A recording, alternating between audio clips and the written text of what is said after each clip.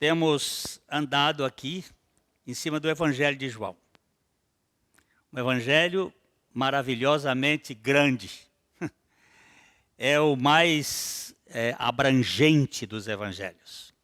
Sempre faço um pouco dessa relação para que a gente entenda. Mateus, Marcos, Lucas e João.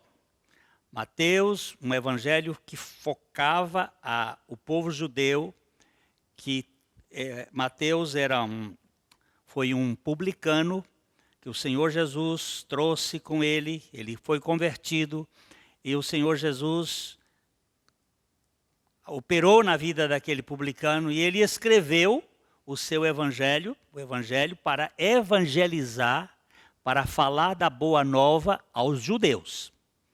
Marcos é aquele João Marcos, talvez aquele moço que correu pelado quando foram prender Jesus. Ele deixou o seu cobertor lá, que ele estava enrolado e correu, e que depois ele se tornou companheiro de Paulo e voltou do meio do caminho, e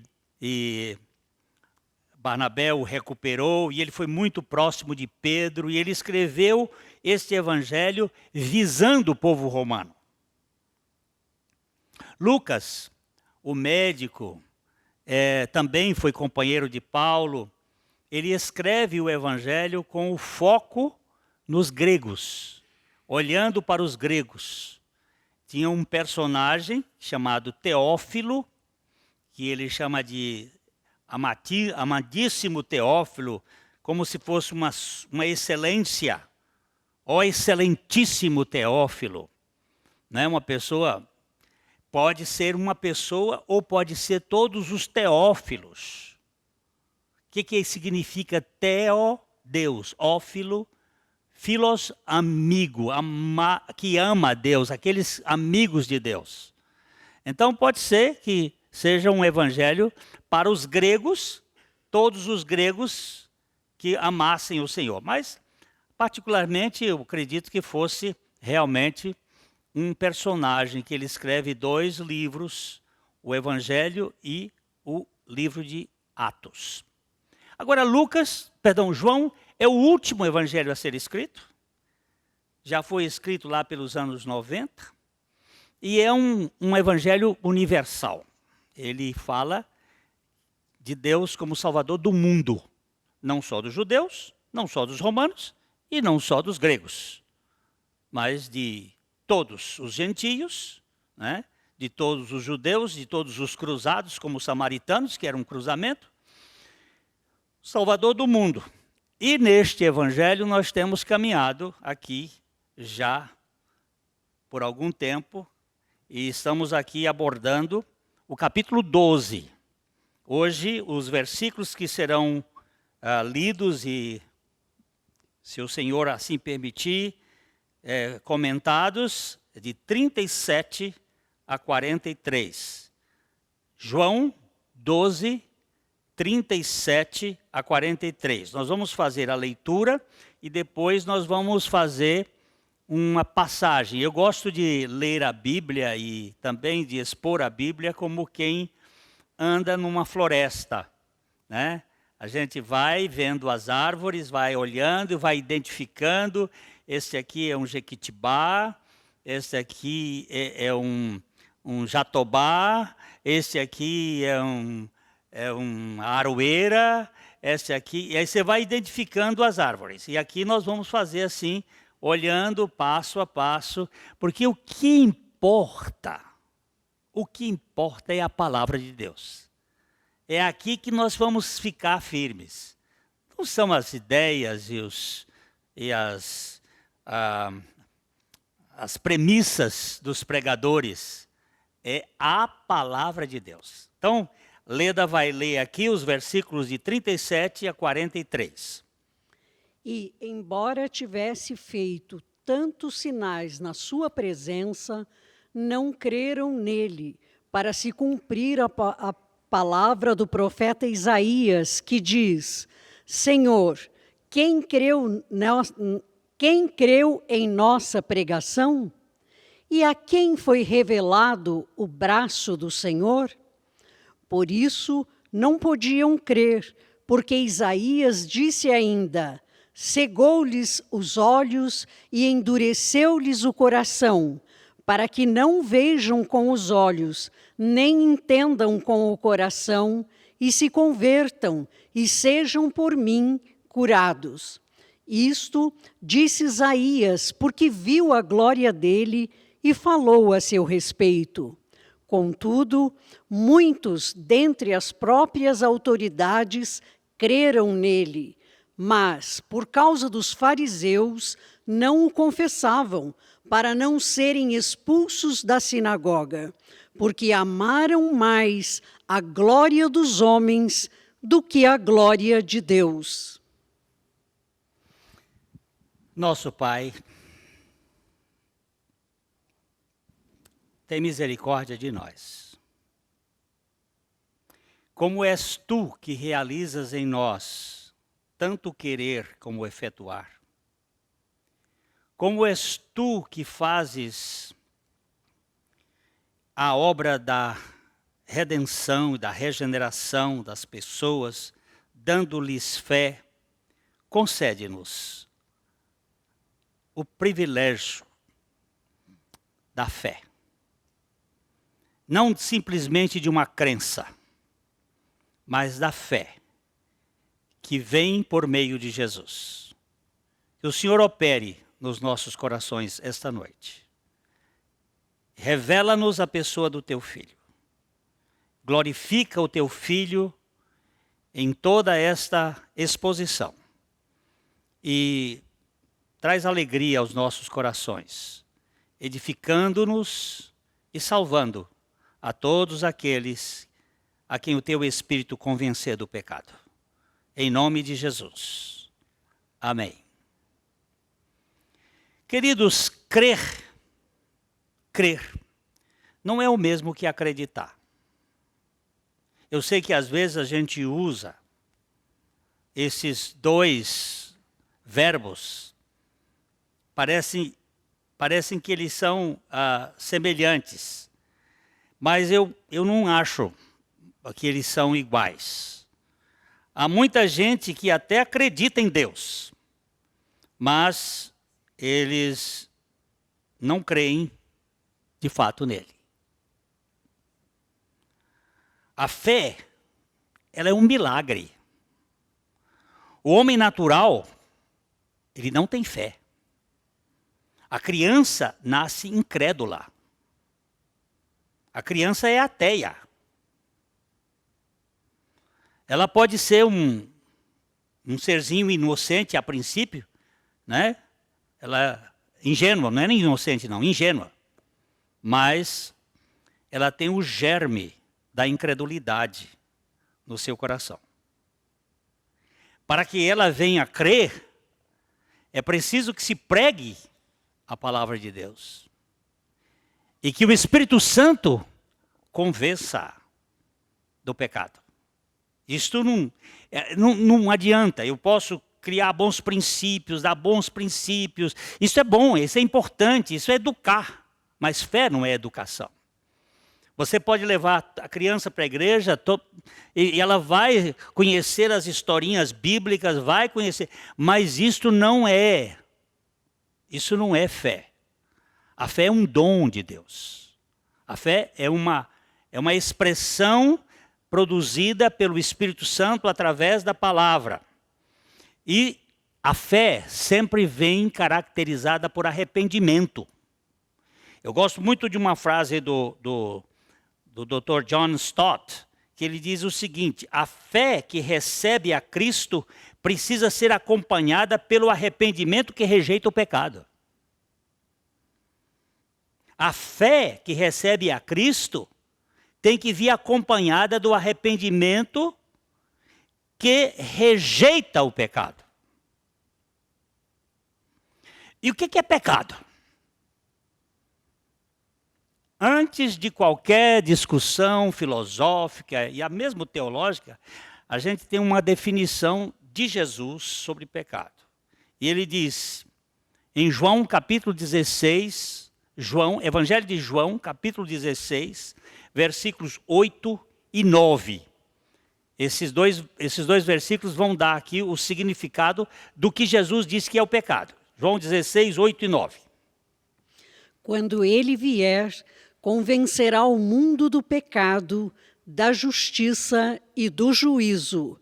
Do pecado, porque não creem em mim. Pronto. Jesus está dizendo, quando o Espírito Santo vier, o Consolador, o Parácletos, viesse para realizar o ministério permanente dele. O Espírito Santo tem um ministério permanente, depois que Jesus foi assunto ao céu, ele ficou, e o ministério dele, um dos principais ministérios dele, ou o principal ministério dele, é convencer o mundo do pecado, da justiça e do juízo. E aí a definição do pecado, porque não crê em Cristo. Aquele que crê em Cristo, ele está liberto da incredulidade. Ele está liberto do pecado da incredulidade. Agora, vamos ler agora de novo o versículo 37 de João 12. João 12, 37. E embora tivesse feito tantos sinais na sua presença, não creram nele. Aqui o problema. Jesus fez muitos sinais na presença dos judeus. Mas eles não creram nele.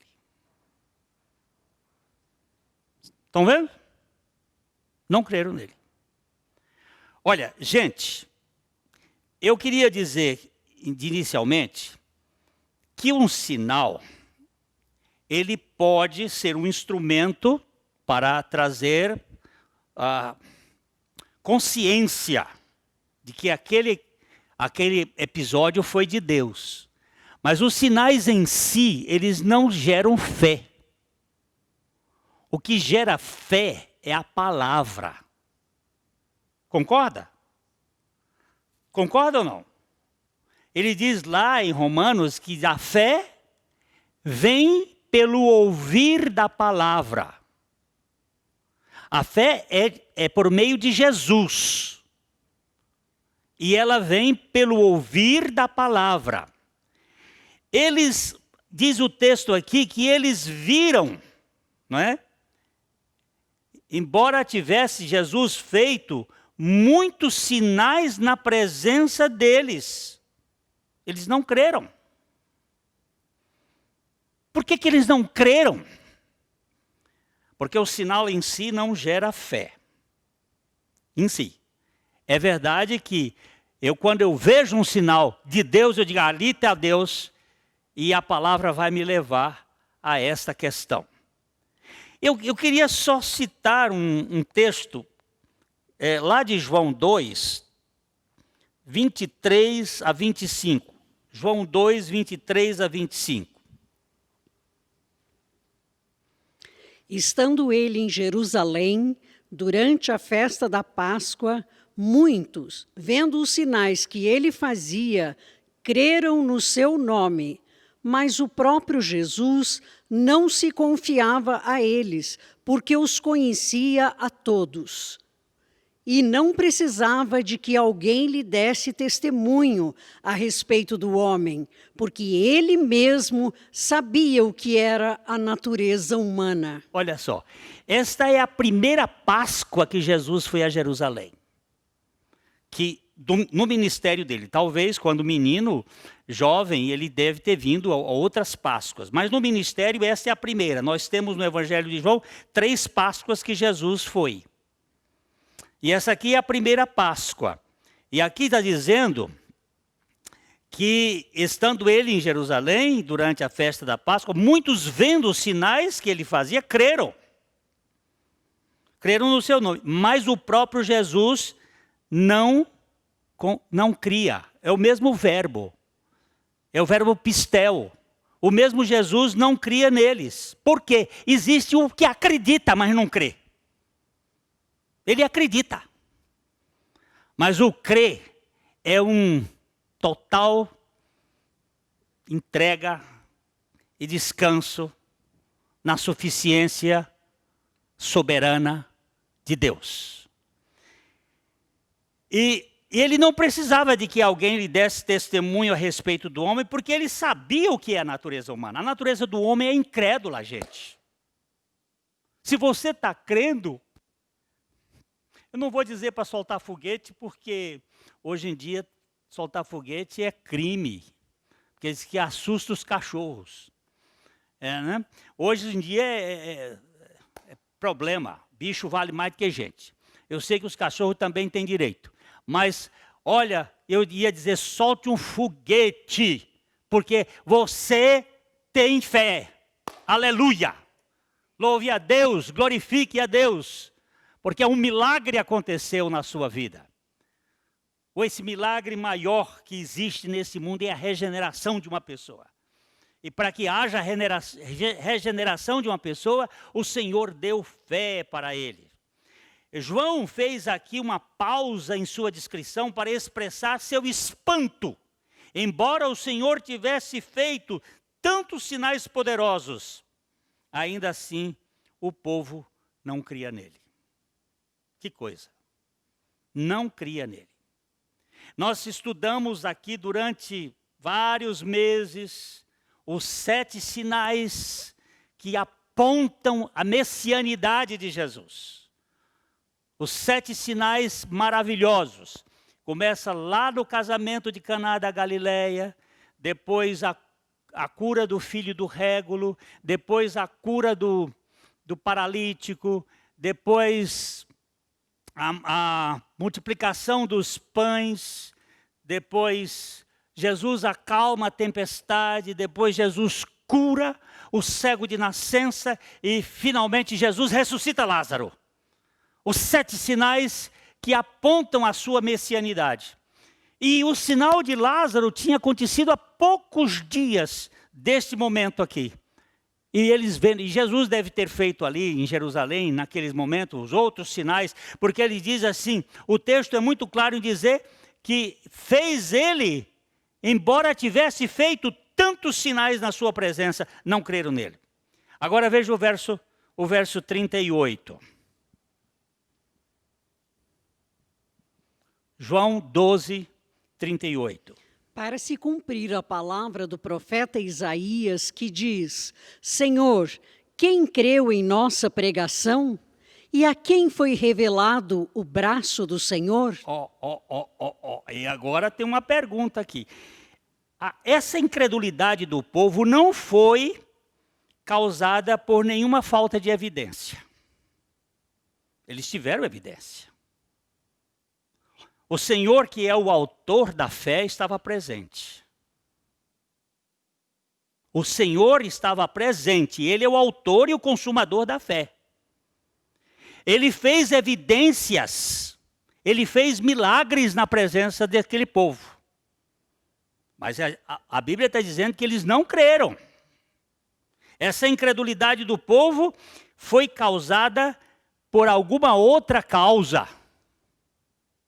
O Senhor havia dado as provas mais convincentes de sua divindade, mas a massa não cria nele. Por quê? Por que eles não creram? Eles queriam um rei que os governasse, mas eles não queriam se arrepender da sua incredulidade. Eles não queriam se arrepender. Hoje nós estamos tratando aqui o fracasso dos judeus em crer em Jesus. Por que eles não creram? O texto diz aqui, no versículo 38, que a incredulidade dos judeus estava em cumprimento a uma profecia de Isaías 53, 1. Vamos ver Isaías 53, 1, que diz: Quem creu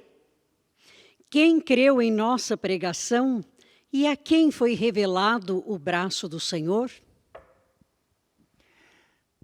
Se você tiver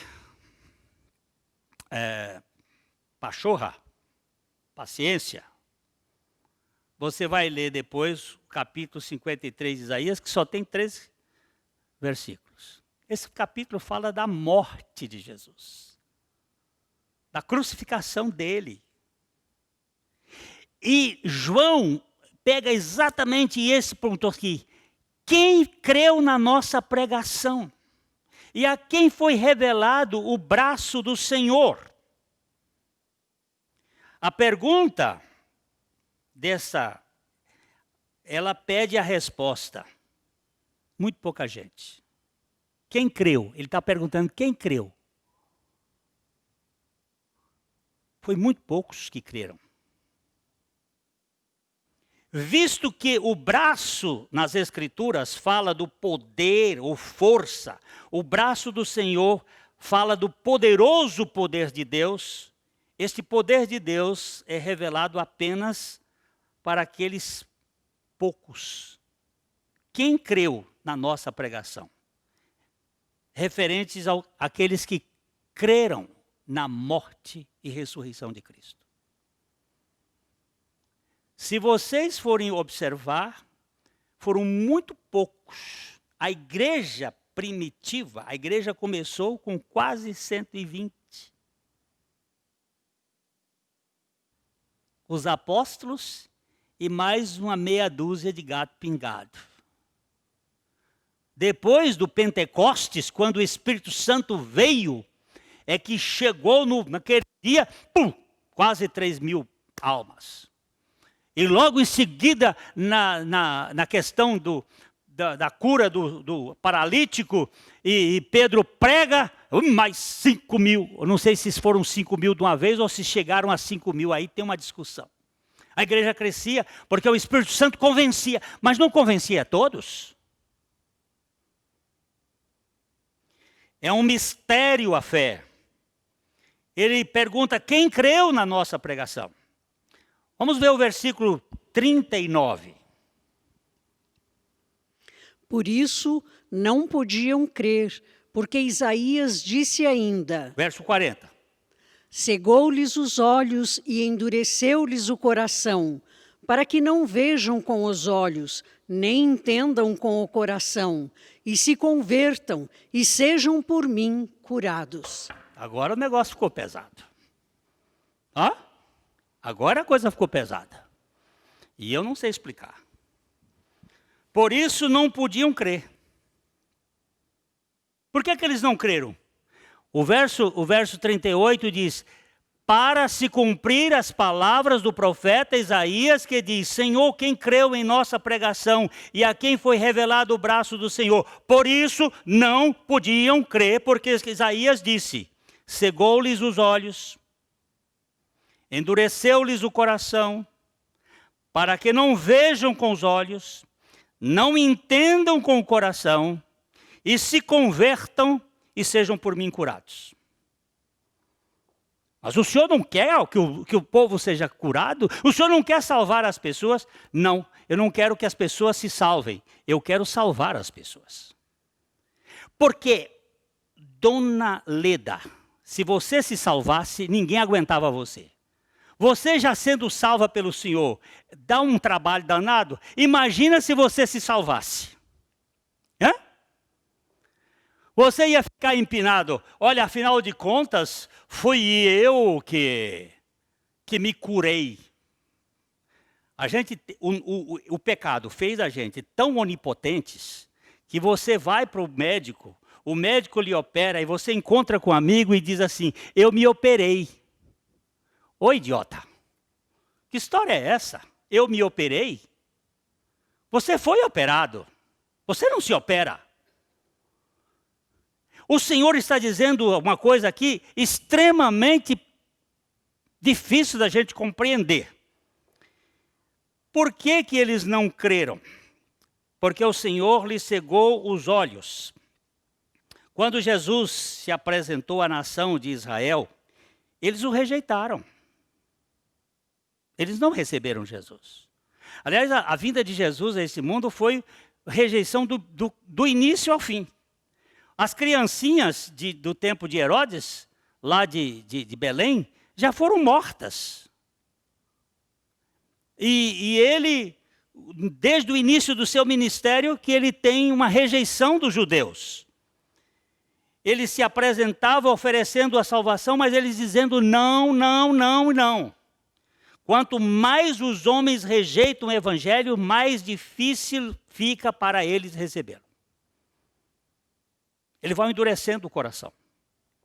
Quando os homens fecham os olhos para a luz, Deus torna mais difícil para eles verem a luz. Deus faz com que sejam atingidos com o que é conhecido como cegueira judicial, isto é, a cegueira que é o julgamento de Deus sobre eles por recusarem seu filho. É uma cegueira judicial. Vocês não querem, vocês vão ficar cegos. Mas como é que é? Deus cegou as pessoas ou elas já nasceram cegas? Estou falando espiritualmente. Nós nascemos cegos. Nós nascemos mortos espiritualmente. Eu nasci com vida biológica e vida psicológica em projeção. As duas, a biológica já começada bem e a psicológica, a vida da alma, ainda embrionária e foi se desenvolvendo. Uma vida espiritual eu não tinha. Eu fui educado na igreja. Eu me tornei um religioso. E como religioso, fui crescendo dentro dos processos de religião, tentando agradar a Deus. Mas só depois de pastor, e já aqui em Londrina, é que eu tive uma experiência de fé na palavra e criei na minha morte e ressurreição com Cristo. Porque não nasce se não morrer. Não nasce se não morrer. Então, nós sabemos perfeitamente que o homem nasce cego e morto espiritualmente. E se Deus não vivificar e não der a luz para ver, não existe possibilidade. Essa citação de Isaías aqui está voltada, vamos ver o que o texto de Isaías nos diz. Isaías 6, 9 e 10. Deus cegou os olhos do povo de Israel e endureceu os seus corações. Então disse ele: vai e dize a este povo: ouvi e não entendais, vede, mas não percebais. Torna insensível o coração deste povo, endurece-lhe os ouvidos e fecha-lhe os olhos, para que não venha ele a ver com os olhos, a ouvir com os ouvidos e a entender com o coração, e se converta e seja salvo. Deus não quer que ninguém seja salvo, que ninguém se salve. Deus salva a quem não quer. Você não quer Deus, eu nunca quis Deus. Se você disser eu quis Deus, eu posso dizer, se você o quer ou o quis, foi porque ele lhe quis, primeiro.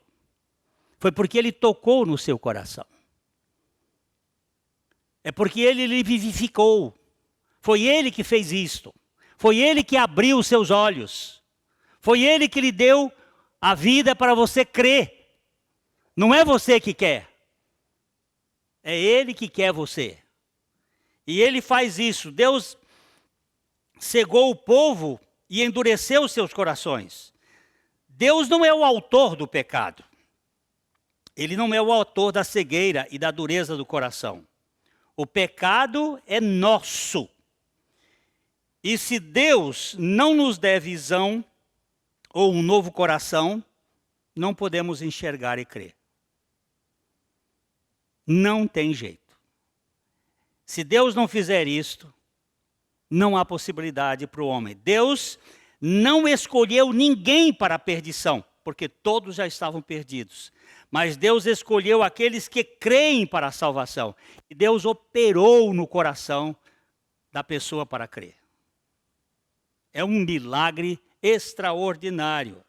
Quando Jesus disse que o Senhor cegou os olhos e endureceu o coração do povo, ele não fez isso no princípio, mas somente depois que eles fecharam os seus olhos e endureceram o seu próprio coração. O argumento de João não é que Deus os fez descrer, mas sim que devemos nos surpreender com a descrença deles, pois Deus havia profetizado isso antes mesmo de acontecer.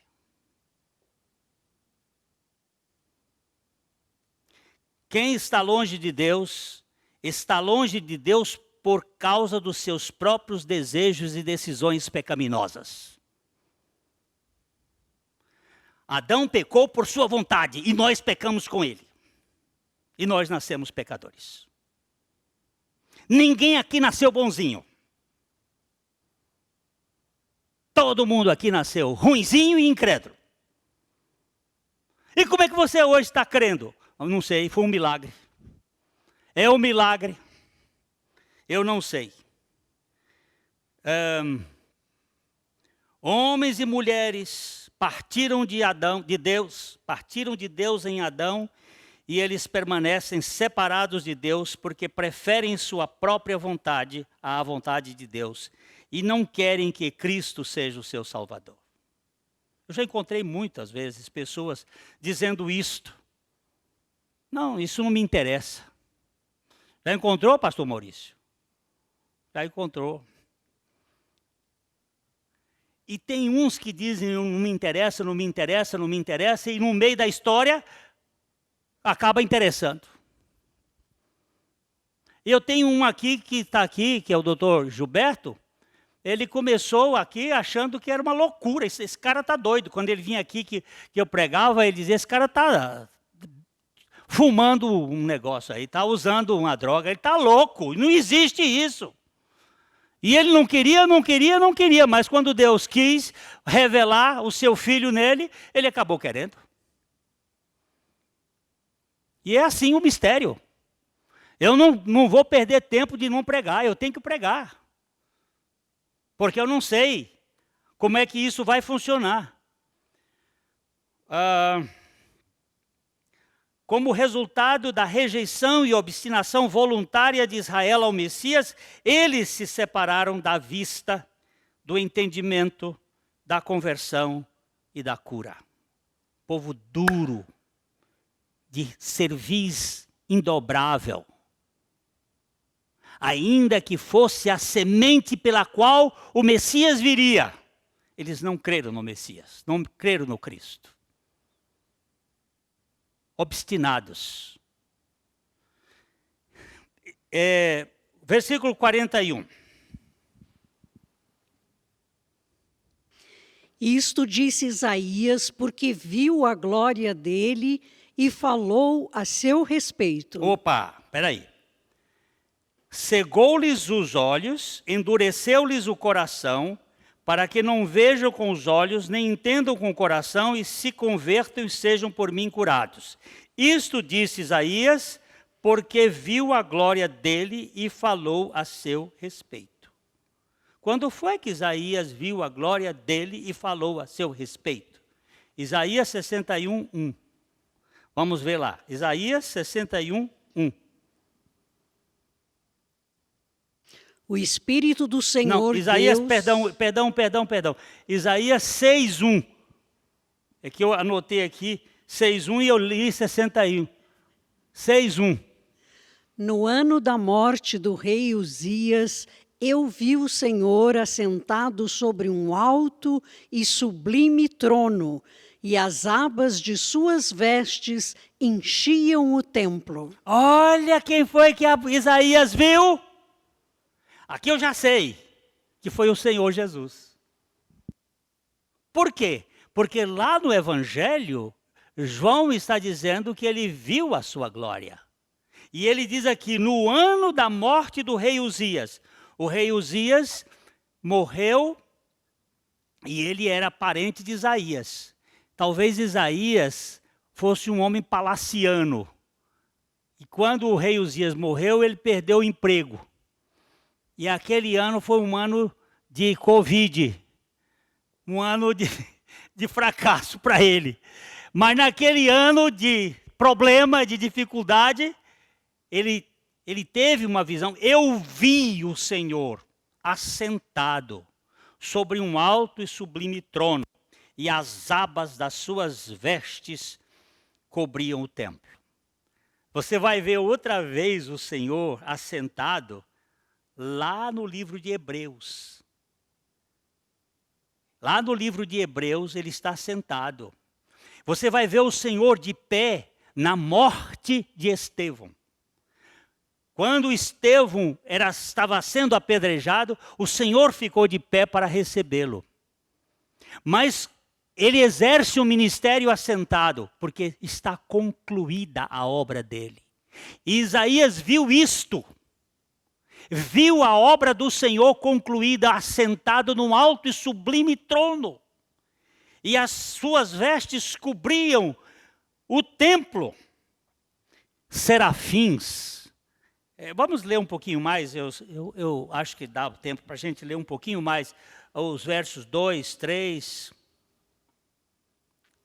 Os serafins estavam por cima dele, cada um tinha 6 asas, com 2 cobriam o rosto, com 2 cobria os seus pés e com 2 voava. Esses serafins são seres especiais, eles são abrasadores, são anjos. Tem os anjos, os arcanjos, os querubins, os serafins. Esses são ligados à adoração.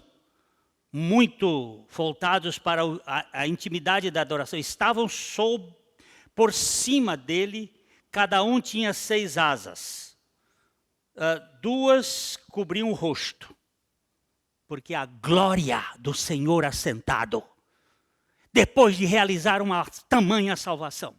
Isto aqui ele está vendo o Senhor assentado. Ele está vendo a glória do Senhor. Os serafins não conseguiam olhar para ele. Tinham 2 asas cobrindo os seus olhos. E tinham 2 que cobriam os pés. Você se lembra daquele versículo? Guarda o teu pé quando entrares na casa de Deus. Ele cobria o pé, a cabeça e os pés. Diante da glória. E com 2 eles voavam. E, como é que diz o verso 3? E clamavam uns para os outros, dizendo: Santo, Santo, Santo é o Senhor dos exércitos, toda a terra está cheia da sua glória. Aleluia! Santo, Santo, Santo, 3 vezes Santo.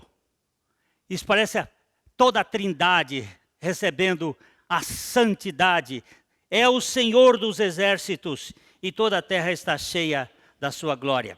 Versos 4, vamos caminhar um pouquinho mais só para a gente ficar um pouco lembrando dessas verdades. As bases do limiar se moveram à voz do que clamava, e a casa se encheu de fumaça. Ele está dizendo que eu vi o Senhor assentado sobre um alto e sublime trono, e aí ele diz que as bases do limiar se moveram, e a voz do que clamava, e a casa se encheu de fumaça. É uma coisa gloriosa. Verso 5. Então disse eu: ai de mim, estou perdido, porque sou homem de lábios impuros. Habito no meio de um povo de impuros lábios, e os meus olhos viram o Rei, o Senhor dos exércitos. Aí ele se reconhece. Ele se reconhece. Eu fui escolhido, e eu sou um homem indigno, e eu sou um homem de lábios impuros, e eu habito num povo de impuros lábios, mas os meus olhos viram o Senhor dos exércitos. E então, o verso 6. Então, um dos serafins voou para mim, trazendo na mão uma brasa viva, que tirava do altar com uma tenaz. Com a brasa, tocou a minha boca e disse: Eis que ela tocou os teus lábios, a tua iniquidade foi tirada e perdoado o teu pecado. Agora você vê aqui que o serafim pega uma brasa com uma tenaz e ele traz, um símbolo da obra da cruz de Cristo, da sua dor, da sua morte, fogo purificador. E aqui nós temos uma libertação de Isaías. Ele viu a sua glória. O profeta foi descrito como vendo a glória de Deus. João agora acrescentou a explicação de que era a glória de Cristo que Isaías via, e era de Cristo que ele falava, e era de Cristo realizando uma obra ou consumando uma obra pela salvação do seu povo. Uma obra consumada. Assim, esse versículo é outro elo importante na cadeia das evidências que prova que Jesus Cristo é Deus. Jesus Cristo é Deus. E Deus veio buscar a gente para ser essa gente caída, para ser filhos do Altíssimo. O verso 42. O verso 42. Contudo, muitos dentre as próprias autoridades creram nele, mas, por causa dos fariseus, não o confessavam, para não serem expulsos da sinagoga. Uau! Engraçado. O povo não creu, mas muitos das autoridades, muitos dos governantes judeus ficaram embevecidos e creram no Messias. No entanto, eles não ousaram compartilhar sua convicção com os outros, para que não fossem excomungados. Você sabe por que hoje nesse meio científico está havendo uma divisão? Tem uma turma que adota um pensamento, por exemplo, crê que sei lá como é que eu vou dizer, que a cloroquina faz efeito, o outro não admite. Sabe o que é essa divisão aí? É que muitos não querem ser expulsos da sinagoga dos poderes da farmácia, da indústria farmacêutica. Eles preferem ficar usando outros expedientes. É uma briga de poder, é uma briga e é incredulidade, porque os efeitos estão aí, né? Muitos dos governantes ficaram assim propensos para Jesus e até creram nele, mas ficaram com medo de serem expulsos da sinagoga. Eu gostaria de pensar que esses homens eram genuinamente crentes no Senhor Jesus, mas eu fico com dúvida. Há muita gente que diz que é crente, mas na hora do pega, cai fora. Vira as costas. Não confessa. Eu gosto muito desse texto de Lucas, capítulo 12, versos 8 e 9. Onde houver, irmãos queridos, onde houver verdadeira fé, haverá confissão de Cristo. Mais cedo ou mais tarde, ele vai confessar diante dos homens. Aquele que crê em Jesus Cristo vai confessar. Vai confessar. E se não confessar, não é. Está fingindo. Está mostrando uma coisa só na aparência. E confessar não é só na hora boa não, meu irmão. É confessar na tribulação. Vamos ler esse texto de Lucas 12, 8 e 9. Digo-vos ainda, todo aquele que me confessar diante dos homens, também o Filho do Homem o confessará diante dos anjos de Deus. Mas o que me negar diante dos homens, será negado diante dos anjos de Deus. Simples assim. Você crê no Senhor Jesus? Você confessa? Você confessa lá no seu trabalho? Sabe, eu tenho vergonha. Você confessa lá nos meios dos seus amigos? Pois é. se aquele que me confessar diante dos homens, eu também o confesso diante do meu Pai que está nos céus. Eu vi outro dia uma história de um rapaz que veio à igreja e ele teve uma experiência com o Senhor e ele encontrou o amigo dele de trabalho que frequentava essa mesma igreja. Ele disse: "Oh, rapaz, você está aqui?" Ele disse: "Estou. Eu sou membro aqui dessa igreja já há muitos anos. Você conheceu o Evangelho?" Ele disse: "Conheço. E você nunca me falou do Evangelho? Eu estava indo para o inferno e você nunca me falou?" Olha lá. Estava lá, mas fica cheio de dedos, porque é ofensivo. Não temos que convencer ninguém, nós temos que falar do Evangelho. Nós temos que anunciar o Evangelho. Quando Cristo é realmente recebido como Senhor e Salvador, não há nenhuma hesitação em torná-lo conhecido, independentemente das consequências. Não há. Eu ainda tenho um tempinho aqui, eu queria citar só mais um texto, os versículos 15 de Atos 4, 15 a 21. Aqui é um caso célebre. A gente tinha que gastar um tempo para fazer o contexto da cura do paralítico na Porta Formosa, e aí ele é curado e os fariseus e os saduceus então vão perseguir os apóstolos. E aqui, vamos ler então rapidinho aqui os versículos 15 a 21, Leda. E mandando-os sair do sinédrio, consultavam entre si, Mandando dizendo... sair são os apóstolos, mandando sair do sinédrio. Tá?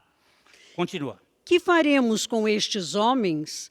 Pois, na verdade, é manifesto a todos os habitantes de Jerusalém que um sinal notório foi feito por eles, e não o podemos negar. Mas, para que não haja maior divulgação entre o povo, ameacemo-los para não mais falarem neste nome a quem quer que seja. Chamando-os, ordenaram-lhes que absolutamente não falassem, nem ensinassem em nome de Jesus. Mas Pedro e João lhes responderam: julgai se é justo diante de Deus ouvir-vos antes a vós outros do que a Deus. Pois nós não podemos deixar de falar das coisas que vimos e ouvimos. Depois, ameaçando-os mais ainda, os soltaram, não tendo achado como os castigar, por causa do povo, porque todos glorificavam a Deus pelo que acontecera. Pronto. O que eles fizeram? Calaram? Não. Simplesmente disseram o seguinte: pois não podemos deixar de falar das coisas que vimos e ouvimos. Não podemos. Agora, vamos aqui já chegando para o fim. João 12, 43. João 12, 43. Porque amaram mais a glória dos homens do que a glória de Deus. Por que eles não confessaram? Por quê? Porque amaram mais a glória dos homens do que a glória de Deus. Era óbvio que esses homens estavam mais interessados no louvor dos seus semelhantes do que no louvor de Deus. Eles pensaram mais na aprovação dos homens do que na aprovação de Deus. Eu quero fazer a seguinte questão para você: quem que você está mais interessado? Uma pessoa como essa pode realmente ser um crente genuíno em Cristo? Que está mais preocupado com o que os outros dizem a seu respeito do que com o que o Senhor diz? O capítulo 5 de João, verso 44, eu leio aqui, diz assim: como podeis crer, vós que aceitais glórias uns dos outros, contudo, não procurais a glória que vem do único Deus? Como podeis? Meus irmãos, ninguém nasce neste mundo crendo, nós nascemos incrédulos. Ninguém busca Deus voluntariamente. E como alguém se torna um crente, seja ele judeu ou gentio? Sendo convencido pelo Espírito Santo, sendo vivificado pelo Espírito Santo. E essa pessoa ganha o milagre da fé. E ela pode vir ao Senhor. Aquele povo não creu no Senhor Jesus. A incredulidade é nossa. A fé é de Deus. O Senhor tenha misericórdia e conceda a fé àqueles que ouvirem a palavra. A Livraria PIB Londrina procura selecionar cuidadosamente seus títulos e autores a fim de oferecer um conteúdo alinhado com o Evangelho de Jesus Cristo. Bíblias, livros de teologia, devocionais, literatura infantil, biografias, comentários bíblicos e muito mais. Dispomos também de um acervo de CDs e DVDs das mais de 5.000 mensagens ministradas na Primeira Igreja Batista em Londrina. Visite a Livraria PIB Londrina e conheça ainda mais. Livraria PIB Londrina, de segunda a sexta, das 13h30 às 18h. Endereço na Avenida Paraná, 76A, próximo ao Calçadão, bem no centro de Londrina. Ligue para 3372-8921 ou acesse o site www.livrariapiblondrina.com.br.